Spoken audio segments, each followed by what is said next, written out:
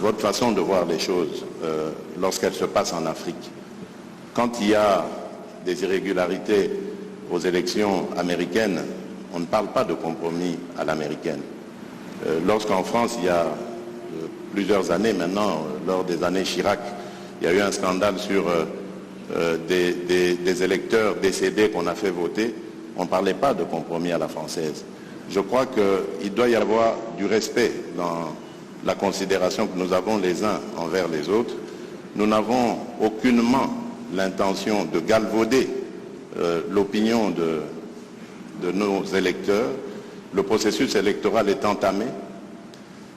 Nous avons tiré suffisamment la sonnette d'alarme pour dire que s'il y a risque de dérapage, ce n'est pas à cause des autorités du pays ni des responsables de la CENI, c'est simplement dû au fait que nous sommes un pays agressé par le Rwanda, l'agression à laquelle d'ailleurs a fait suite un déplacement massif de population, d'électeurs, qui pouvaient être en ce moment en train d'être enrôlés, mais qui malheureusement ne peuvent pas à cause du fait qu'ils sont loin de leur base.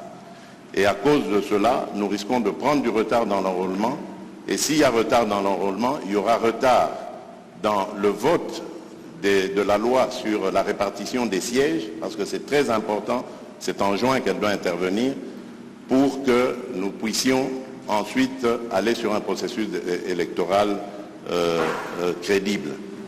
Sans cela, jusqu'à ce stade, je ne sais pas comment nous allons nous y prendre. Est-ce qu'il faut stopper le processus d'enrôlement des électeurs en attendant que la paix revienne, avec le risque que cela impacte sur le respect du calendrier, ou faut-il continuer le processus en ne prenant pas en compte les populations nombreuses de déplacés de guerre? C'est ça qui peut poser problème. Et si demain, nous allons aux élections dans des conditions difficiles, vous parlerez de compromis à l'africaine, alors qu'aujourd'hui, ces mêmes Africains sont en train d'attirer votre attention sur cette ignoble et injuste agression due au fait du Rwanda, et demandons même des sanctions, personne n'en parle. Voilà ce que je voulais apporter comme précision pour dire, ça aussi, ça doit changer dans la manière de coopérer avec la France et l'Europe. Regardez-nous autrement, en nous respectant, en nous considérant comme de vrais partenaires, et non pas toujours avec un regard paternaliste, avec l'idée de toujours savoir ce qu'il faut pour nous et non pas pour...